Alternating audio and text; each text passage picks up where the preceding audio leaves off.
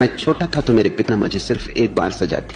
बहुत मुश्किल है ऐसा पिता पाना जो सिर्फ एक बार सजा दिया और एक चपत मुझे मारी, सिर्फ एक बार। मैंने उनसे कहा कि मारना आपको जितना हो आप मार सकते, लेकिन फिर एक बात ख्याल रखना कि मेरे आपके बीच प्रेम का रिश्ता न रह जाए।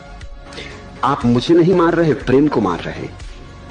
मैं कैसे प्रेम कर सकूंगा उस व्यक्ति को जो मुझे दुख दे रहा है, पीड़ा दे रहा है, परेशान कर रहा है। निश्चित ही मैं निर्भर हूं अभी आप पर, अपने पैरों पर अभी खड़ा भी नहीं हो सकता। तो आपकी जो मर्जी, मारेंगे तो भी ठीक है, सहना होगा, लेकिन मुझे नहीं मार रहे। ख्याल रखना मेरे और आपके बीच जो प्रेम हो उसे मार रहे। वे संवेदनशील व्यक्ति थे, बहुत संवेदनशील व्यक्ति थे। पहली और आखिरी सजा वही रही।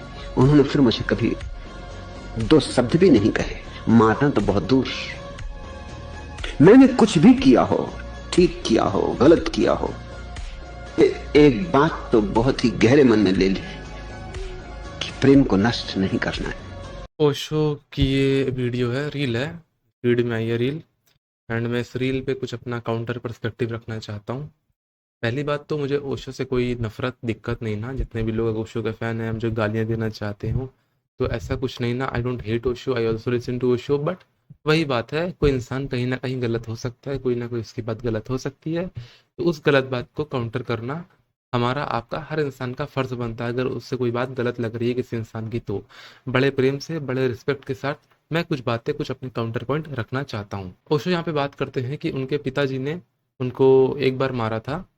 एंड उन्होंने, ओशो ने बोला कि आप मुझे नहीं मार रहे, हमारे आपके बीच में जो प्रेम है आप उसे मार रहे हैं। फिर ओशो के जो पिताजी थे उन्होंने उनको कभी दोबारा नहीं मारा। इस रील का कंक्लूजन ये निकलता है। अब बात कर लेते हैं थोड़ा सा फिजिकल वायलेंस, जो कंडीशनिंग जो पेरेंटिंग में होता है वो कितना सही होता है, कितना गलत होता है, इसके बारे में। प्लस मैं जो अपने पॉइंट रखने वाला हूँ वो थोड़े से एनेक्डोटल हैं, थोड़ा सा उस पर मैंने क्रिटिकल थिंकिंग रखी है।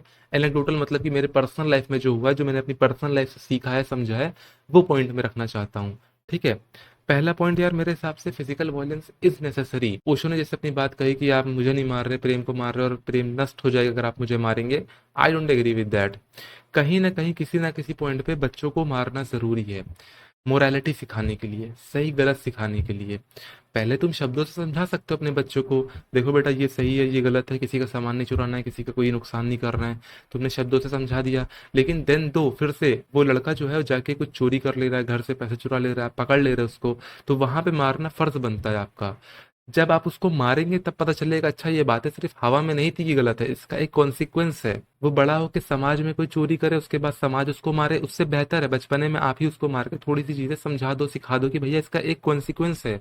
ये चीज तुम समाज में करोगे तो तुम्हारी कुटाई हो जाएगी, जैसे यहाँ पे मैं कर रहा हूँ। लेकिन यहाँ पे मैं एक सिंपति और एक तुम्हें गलत बताने के लिए, तुम गलत हो ये बताने के लिए तुम्हारी कुटाई कर रहा हूँ। कुटाई भी नहीं, एक दो झापड़, कुटाई दूसरी चीज होती है। कुटाई मतलब कि धर दिया अच्छे से, दैट इज कुटाई। बट कुटाई नहीं, एक दो झापड़ मार दिया। वहां पे उसे समझ में आएगा कि भैया ये चीजें गलत है, इसका एक एक्शन है। तो वहां पे बच्चे को सिखाना समझाना जरूरी है कि गलत है ये, तो उसके लिए हल्का फुल्का फिजिकल वायलेंस जरूरी है।